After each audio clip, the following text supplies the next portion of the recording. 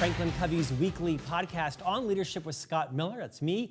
I'm your host and interviewer each week now, the world's largest weekly podcast, where every week I have the privilege of sitting in this chair, in this set, talking to some of the world's most influential people, all about the topic of leadership. Now, leadership is broadly defined. It might be about your culture, your strategy, your retention, your recruitment initiatives. It might be about leading in a role outside of the organization, perhaps in your personal life or in a philanthropic or a community initiative. But Franklin Covey has dedicated our 40-plus year history to helping make our clients, people around the world, more productive, more trustworthy, more focused on what's meaningful to them, and also how to create great organizations that sustain and last. And after 5 years as the host of this podcast, I've also written a series of books for HarperCollins called Master Mentors. Volume 1 and Volume 2 are now out in print, audio, digital, and in video, where every year, with the permission of 30 of my favorite guests,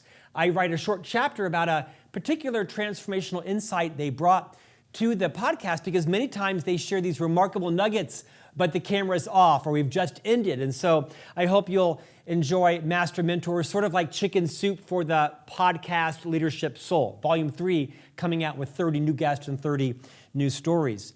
Our guest today is an icon in the talent development industry. For anyone that might be watching or listening today, if you have a people background, a talent development background, an organizational development or behavior leadership background, you know this gentleman's name.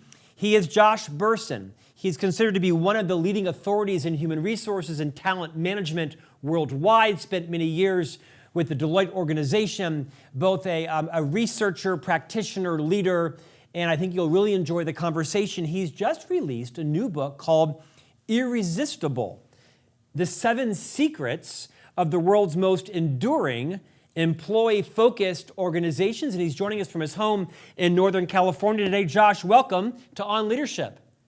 Thank you, Scott. It's great to be here. I'm excited to be on the #1 podcast around the world in leadership. So thank you again. Well, I appreciate it. It's the hundreds and hundreds of guests that have made the listeners come back each week. They're not here for me, they're here for you. So let's get started on that very topic. Josh, for those final few people who may not be a follower of your research or your reports that you've helped to produce, both on your own and through Deloitte, will you maybe rewind a couple of decades and reorient everybody to your journey? Talk about the industry reports you've become acclaimed for developing, and we'll dive into the insights of your book. Sure. Well, I stumbled into this world of HR and being an analyst after about 20 years in sales and marketing and business development and technology companies.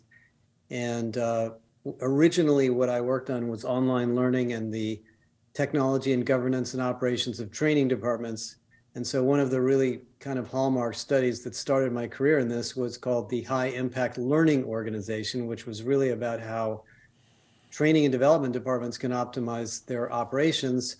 And that led to, I realized how much demand there was, that led to research on leadership development, which we're going to talk about a bit today, and then succession management, and then recruiting, and then pay, and then all sorts of other things in HR.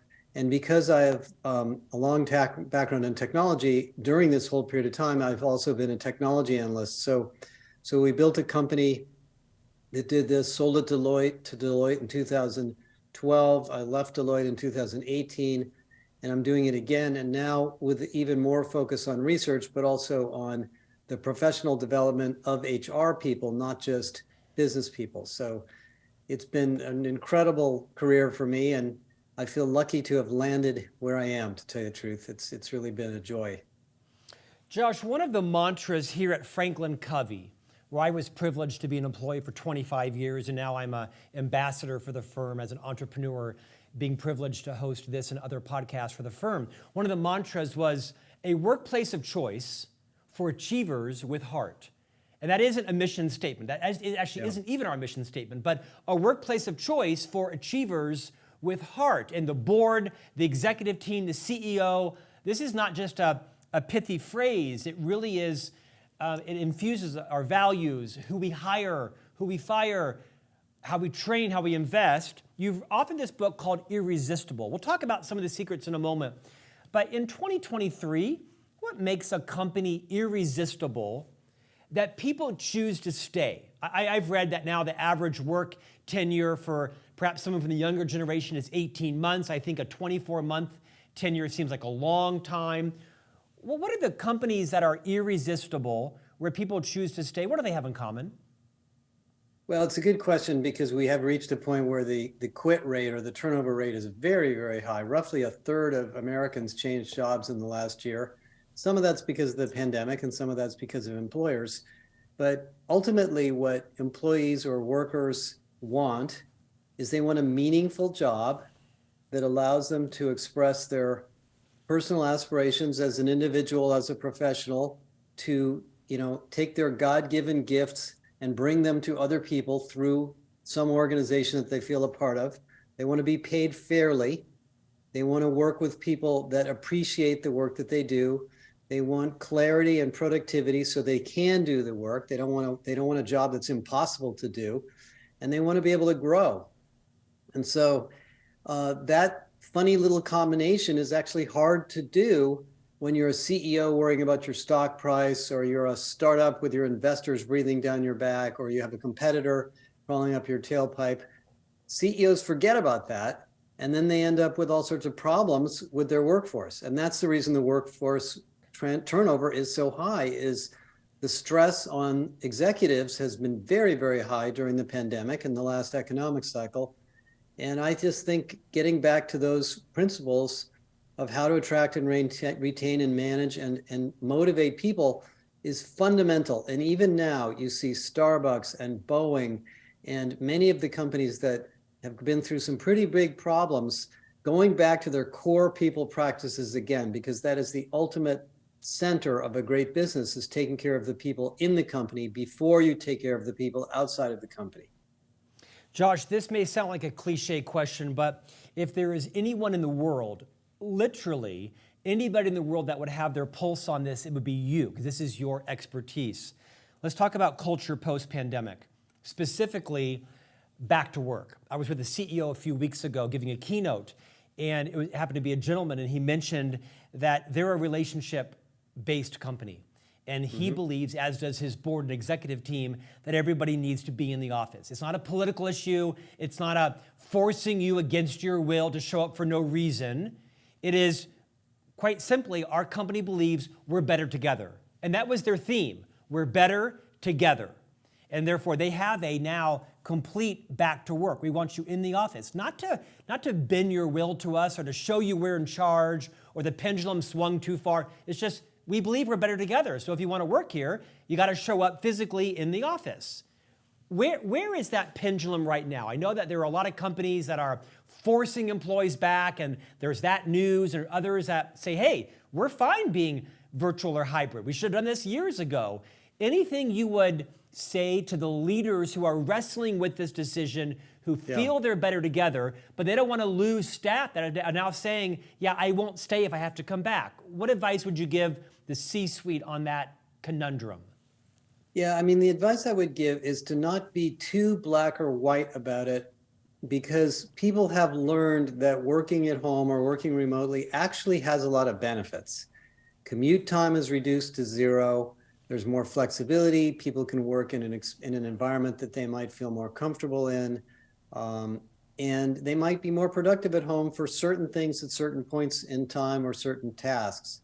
So I do think we are going to drift back to the office, and there will be a magnet towards working together face to face.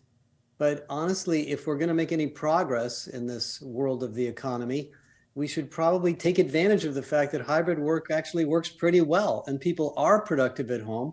And so we should accommodate that in certain tasks, certain jobs, certain roles, certain projects, and be okay with it. And let those people dial into the conference call and don't ignore them as if they don't exist. But I do agree that face-to-face time is very, very important. We lost that during the pandemic. We're now realizing again how valuable it is. But I don't think you have to force people back. I think you can encourage them that this is the way we run the company. This is the way we want to run the company. I actually saw something that I wasn't crazy about the other day, where a CEO basically said, if you don't come to the office, you're not going to get promoted. And I don't think that sends the right message. So I would just encourage CEOs to not be too adamant about it, but encourage this process to happen naturally. And I think it will.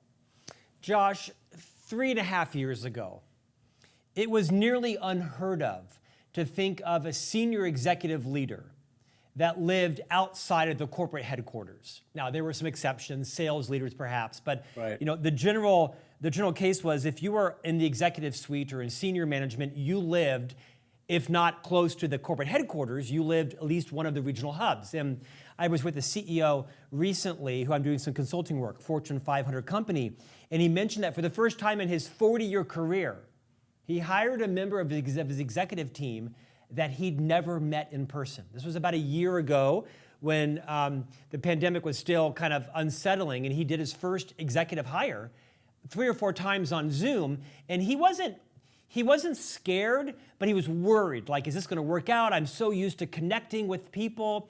Do you think is that going to be a future trend that executive senior level hires?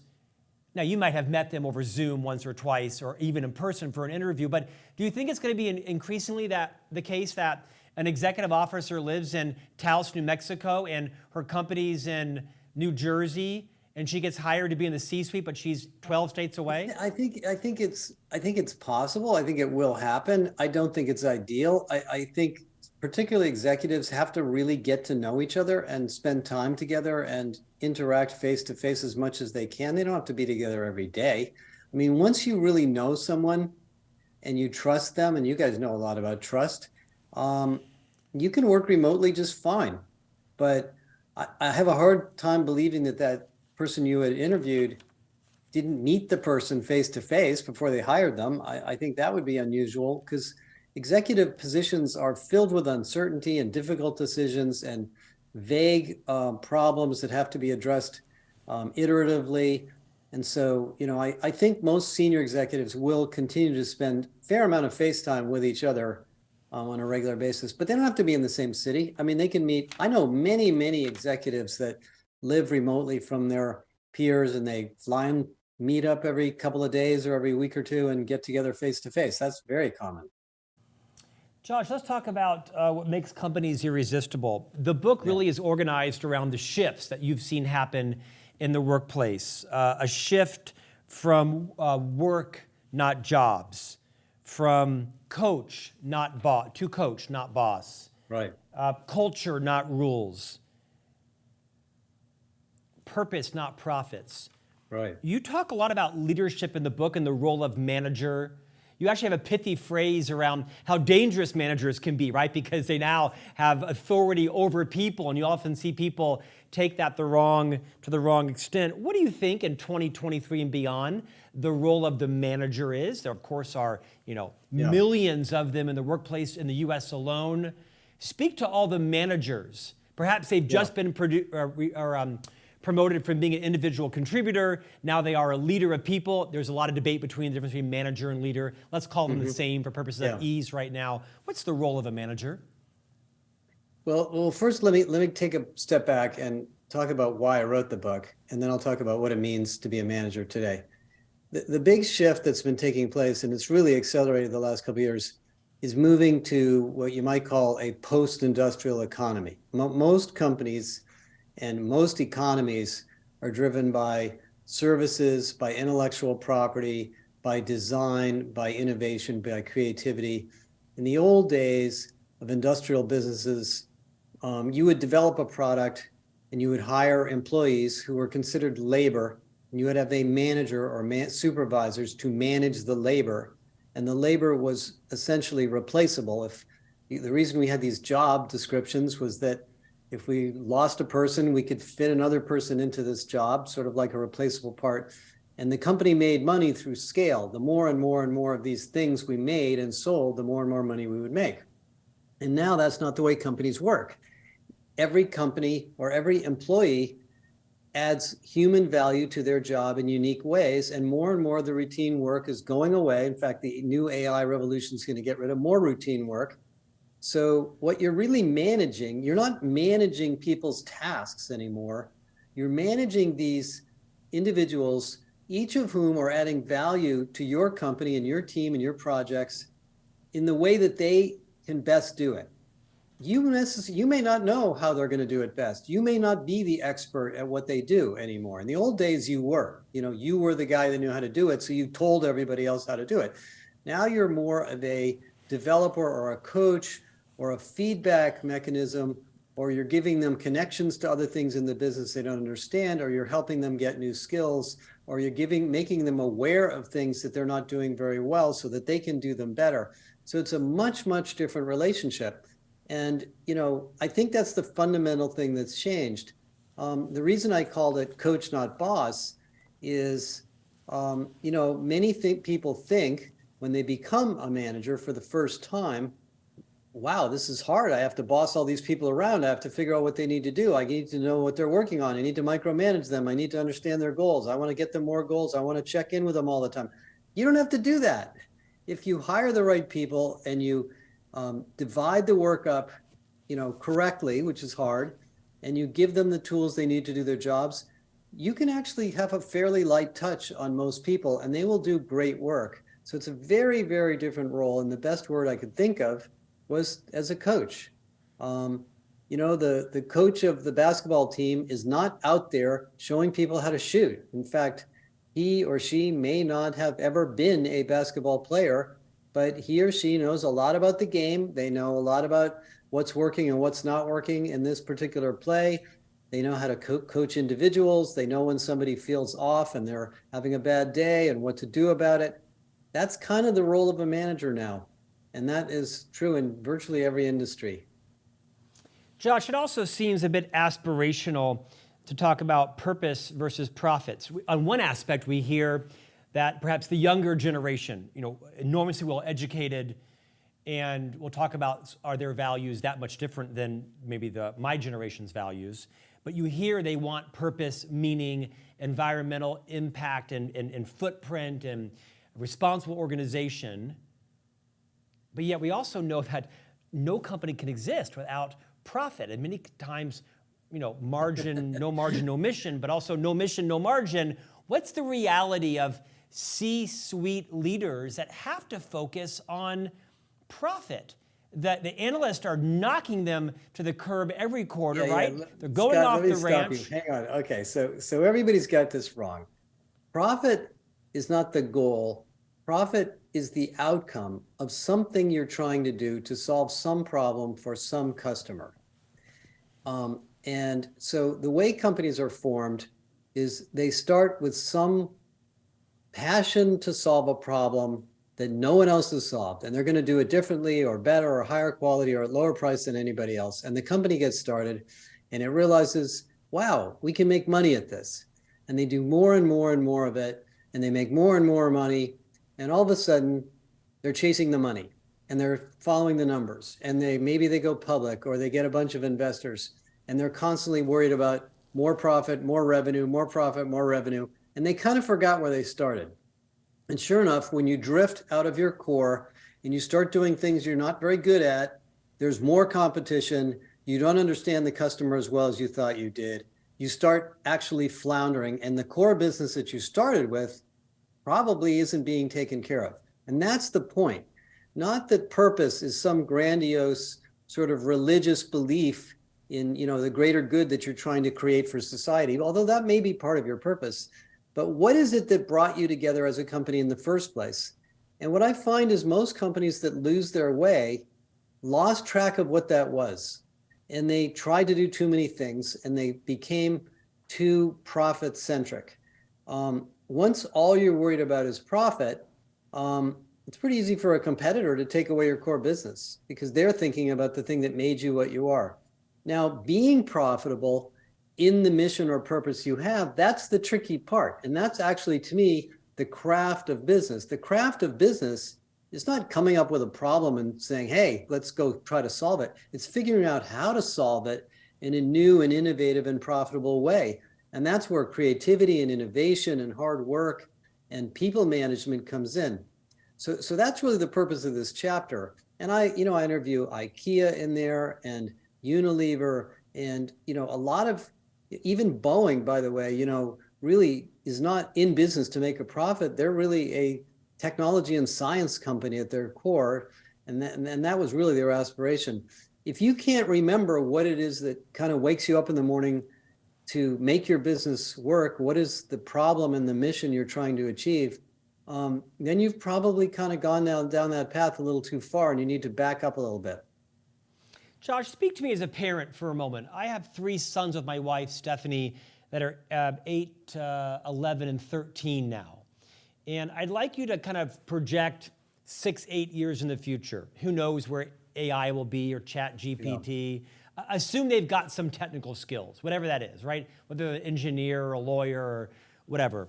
What skills as a parent do you need to have me ensure my sons are developing to thrive in a 2030 economy? Well, I have 2 kids. They're in their 30s. I think there are 2 fundamental skills that will guarantee your success, regardless of what you want to do in your life. Number 1 is hard work, is feeling that work in and of itself is a good thing. You're not just working for a paycheck. You're not just working because you have to, but that if you find a job that fulfills your personal aspirations and goals as a human being, you will work hard at it and you will keep at it and you will iterate on it until you get better and better and better. So that grit, that work ethic, people will succeed because of that. The second is the ability to learn. I'm a pretty highly educated guy. I've got 2 master's degrees and probably far too much academic education, but I am learning every single day. I mean, I go to YouTube, I read books, I read magazines, I talk to people, I ask people questions, and I'm in my late 60s and I'm still learning all the time. And if your kids feel this thirst and self-confidence that, I can learn that, I'll figure out how to do that, that will drive them into the future because they're going to live a long time. The difference between, your kids and people my age is they're going to live into their hundreds, maybe 110, 120, I don't know, the longevity keeps growing. So they're going to have a very long career. They're going to, witness many different economic cycles and technology cycles and industry changes. And as long as they're willing to adapt and learn and don't feel constrained that, well, this is all I know how to do, they'll have a career as long as they want. And so those are the 2 things that I would try to, inspire them with, Scott. Josh, what have you learned to be not true about the Great Resignation? Were people going across the street for $8,000 more an hour? Were they quitting their leaders? Were they quitting cultures? It was all just an opportunistic, 18 months and they all came back. Like, what's not true about it, and what should we as leaders have learned about the Great Resignation, or whatever you want to rename it? Well, what I would say I've learned and not learned is what I call unquenchable resilience or energy of human beings, is that when you put them under stress and you make their life difficult because you're not managing your company well, or there's a pandemic or whatever it is, they adapt. And they will adapt inside your company or they will adapt elsewhere. Human beings are survival animals. We learn and grow through our entire lives. And so your job as a leader, as an executive, as a manager, is to create an environment where they can do that in your company despite the stress.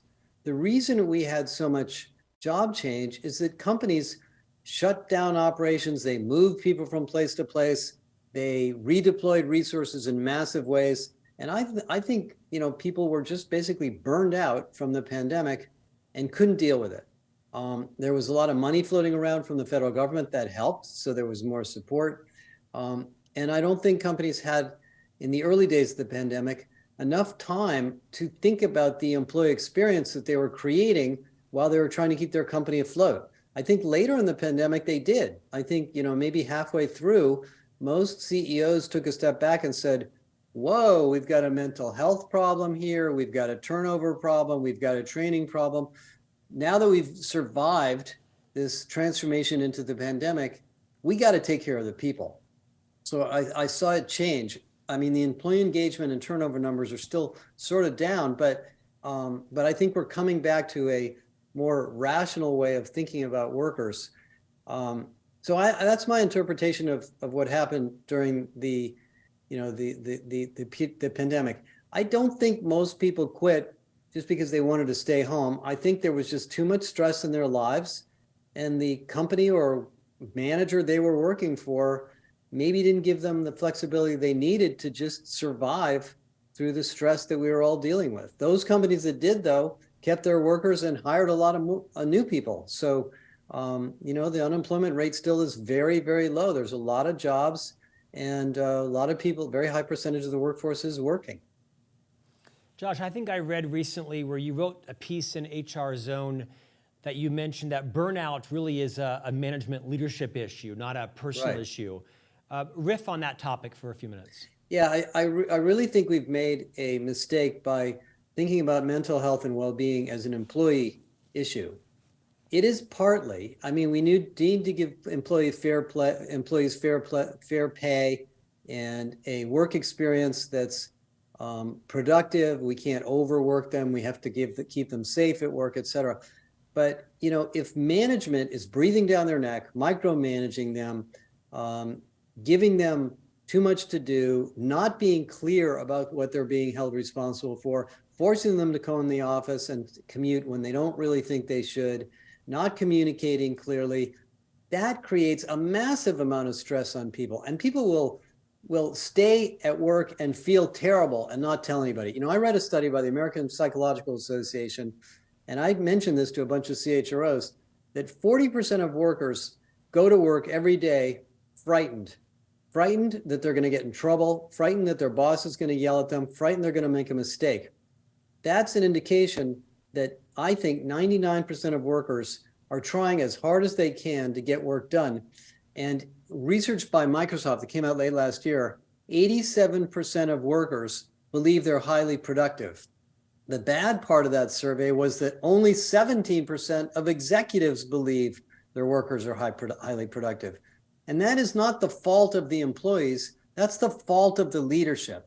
Creating an organization that allows people to be productive through the organization design, through the goals, through clarity, through not giving people too much to do, through telling people what's important, giving them the skills and the training they need to do their jobs well, that reduces stress in a tremendous level. And we just did a whole study on that. We call it the healthy organization. So, I kind of feel, that we maybe rotated towards, let's give everybody a bunch of mental health programs and, exercise and fitness and sleep support. And then let's just tell them they got to be in the office all weekend because we got to get some work done. It doesn't work that way. Our time is ending. In many ways, you've done this, but I want to have you give us a fast-paced masterclass in leadership. For everybody who's listening or watching that is a leader of people, and they want to create an irresistible organization. In many ways, your book is a roadmap to just that, shifting to the new style of work, as you call it. What do you want leaders to be thinking about differently as a result of listening or watching today's podcast? Sure. Well, very briefly, I think there's 2 or 3 things that you have to do as a leader. Number one is you have to know the business and the operation that you're responsible for. What are the characteristics and traits and skills and behaviors that create success in your company? And then select and hire people that fit that profile, because that is the number one decision you make as a leader, which is who to hire. And some people will fit and some people won't, and it's okay if they don't fit. Don't hire them. Second, once you've got a team, assembled team that's working in your group, be crystal clear and discuss with them what are our priorities. And you cannot do that enough. There's always distracting priorities, new ideas, things that come in from the CEO, random distractions. And every time that happens, you have the potential to upset the apple cart. The 4-day work week, which is actually going very well, where people work 4 days but get paid for 5 days, productivity went up. Actual job output went up when we had 4 days to work instead of 5. And the reason for that was not that people were doing their, doctor's appointments on Fridays. It was that they had to refine and clarify what was important and what was not, and get rid of all the meetings and, staff, bureaucracy that was getting in the way. So that's number 2. And then number 3 is this idea of being a coach. Support people, develop them, give them feedback, try to figure out what you can do to make them successful in their jobs, empower them, let them turn the job into the job that's best for them. So they do it the way that they think it should be done instead of you telling them how to do it, because you may not know how to do it. Where you can, of course, give them as much direction as you think you should. But those are really the 3 things. And then if you treat people fairly and you listen to them, they will tell you when something's wrong. They will tell you when something's broken. They will tell you when we have a bad business process. They will tell you when we had a wasted meeting and it's not worth their time. So the 4th thing I would say is listen, listen, listen. So that's kind of it, Scott. Josh, let's end on this note. I don't love the word trends because trends usually aren't aligned with principles, right? And at Franklin Covey, we gird everything we do in principles of leadership. To that extent, if you're looking at what's coming next for organizations, no one could have predicted the pandemic. Anything you can kind of see on the horizon? Is the 4-day work week coming? Is purpose and meaning what the younger generation is looking for? Is it purpose over profit? That's not what you said. You said it was both. Yeah. What's coming next that you want to equip boards of directors, C-suite leaders with so that they're not caught unaware, that they're thinking about what their workforce needs in the future? Well, I think the most telling data that characterizes what's next is the PwC CEO survey that came out about 2 weeks ago, where 60% of the CEOs said that they thought their business as existed today would not exist in 10 years. And almost 70% of them said they wanted to spend more time on transformation and less time on execution. And the story, what that basically is saying is that thanks to the pandemic response, inflation and AI and all the other things that are happening at the moment, companies are changing faster than ever. So, I think the thing that characterizes business over the next couple of years is how ready and flexible and what kind of muscle do you have for change? When you get this chatbot in here that looks like it's going to replace your job, are you ready to put more to add value on top of it? Are you ready to eliminate or redesign the team you're in and move those people to higher value when a new piece of technology arrives? And that's just a small piece of it. Redesigning the way people work together, letting people work more flexible hours. I don't think the 4-day work week is a bad idea. I think a lot of companies are experimenting with it. So that to me is the big, learning from the pandemic, is that people changed a lot faster and companies changed a lot faster during the pandemic than they realized they should. That change is going to continue and accelerate. So if you build strong relationships with your people, great programs to train them and enable them to do work well, you'll be fine. But that to me is where we're going to be going into the future. Talent advisor and human expert Josh Bersin, you're the author of the new book, Irresistible, the 7 Secrets of the World's Most Enduring Employee-Focused Organizations. Thanks for joining us today. Appreciate it. Thank you, Scott. Great to be here. And we'll see you back here next week for a new conversation on leadership.